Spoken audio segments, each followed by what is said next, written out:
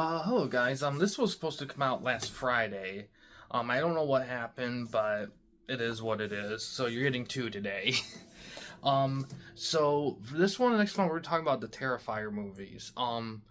These have been very interesting movies the last several years, and I'll talk more about that in a little bit here. First, we're going to talk about the first Terrifier movie, and as a side note, I do know about All Hallows Eve. I'm going to review that a different time. I'm not, and the reason why is because one, when I first watched the Terrifier movie, I didn't know about All Hallows Eve till after the fact, and I watched this movie like years ago. And two, it's a different guy plays the clown and other factors, and I just feel like it's better to be a side thing as more as a part of this, because I don't even know how well in continuance those two are, because All Hallows Eve is an anthology and these movies aren't anthologies. So yeah, so we're just going to talk about, so All Hallows Eve will be a different time. So anyway, for the first Terrifier movie, this came out in 2016. 2016, really? Yeah, so about like 8 years ago, which is crazy to think about. Um, so this movie has a 5.6 out of 10 on IMDb with about 67,000 ish user votes. Also, it's unrated, but it's hard. It's very hardcore. And the movie's an hour 25 long. The movie on Metacritic, the movie has.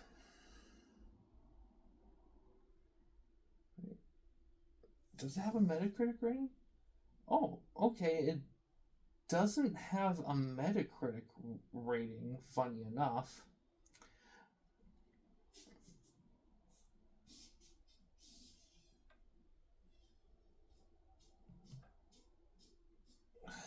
Alright. Well, the movie's directed by Damien Leone, who's also done.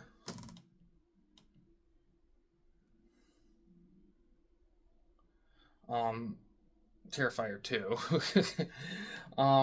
The movie stars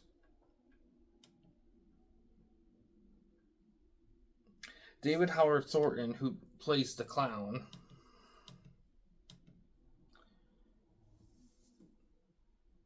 He also, funny enough, plays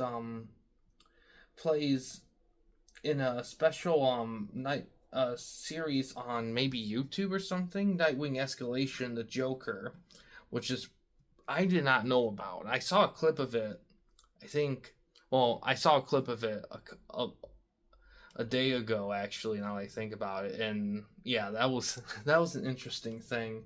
Um, and it also stars Jenna Canal,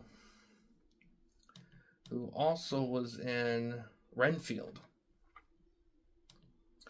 The movie on Rotten Tomatoes has 60% by critics with 25 critics and 53% by audiences with 1,000-ish audience people.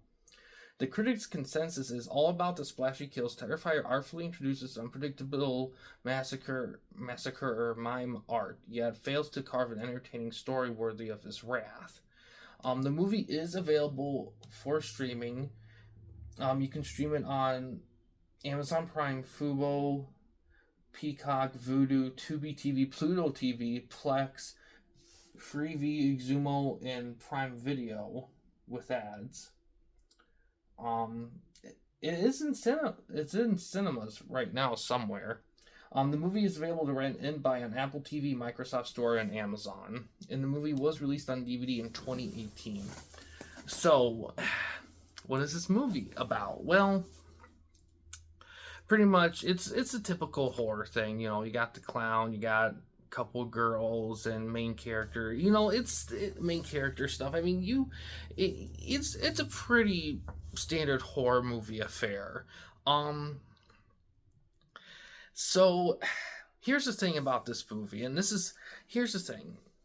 Really, the only issue with this movie, the production in terms of sound, can get a little iffy sometimes. That's kind of really the only thing I have with this. Story wise, I mean, it's.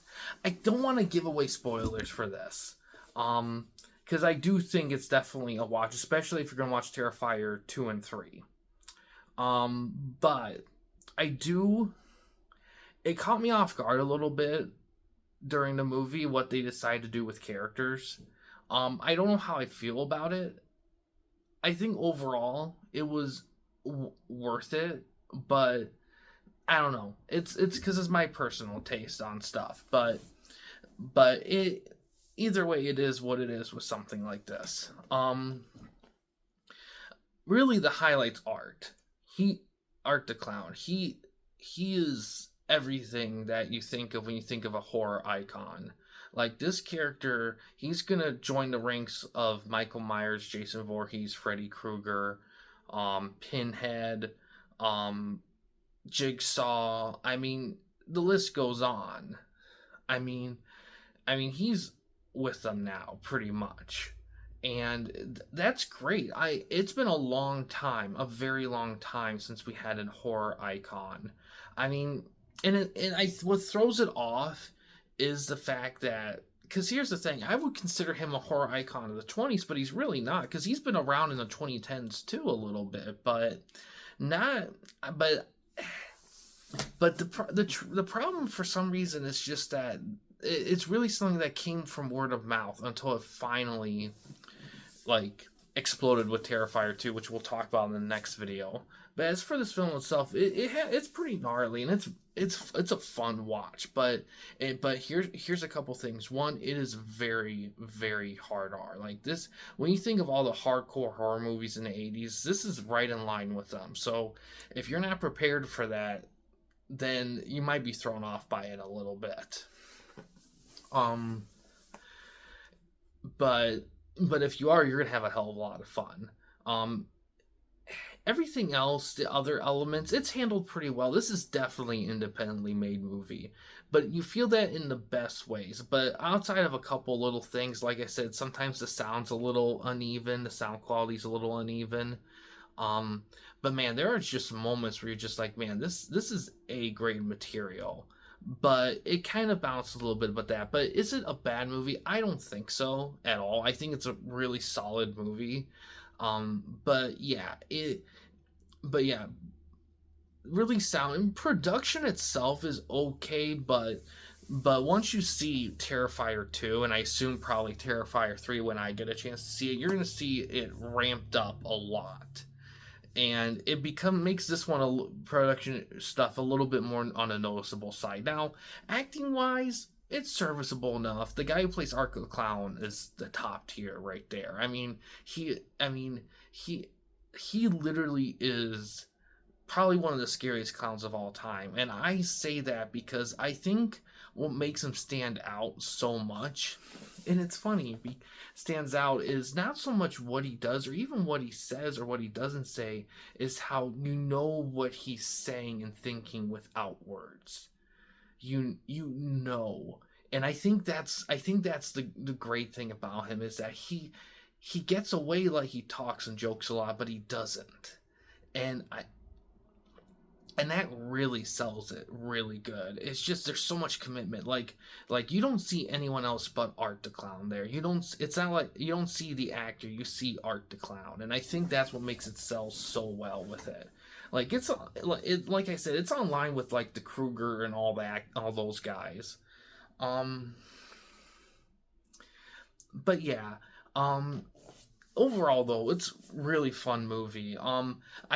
Once you kind of see, I don't know how well it holds up compared to 2. Probably, to me, because it has been a minute. I really should have watched the first one before watching 2, because I just watched 2 the other day, and I wish I saw it in theaters, but time and life and whatnot. But it's still a really good start. Now, like I said, he was in All Hallows Eve, but he was played by a different actor. In a couple things surrounding that, there's not really.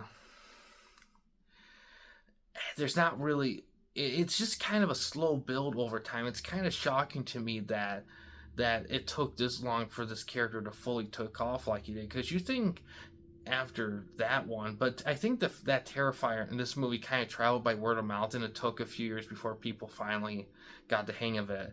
And also the pandemic happened, so I think that slowed things down a little bit too when they finally got the attention they were trying to work on stuff. But yeah, overall, really good movie. This really solid horror movie. Definitely hard R. Definitely be prepared for the gore because it's in there hardcore. Um, but yeah, I'm gonna talk about number two in the next video, and it's gonna be kind of tied to this one a little bit too. So the mixture of thoughts on the Terrifier movies. If you want more of it, that's going to be the next one. But yeah, guys, that's going to do it for this one here. Thanks for watching. Please subscribe and like the videos, and have a good day.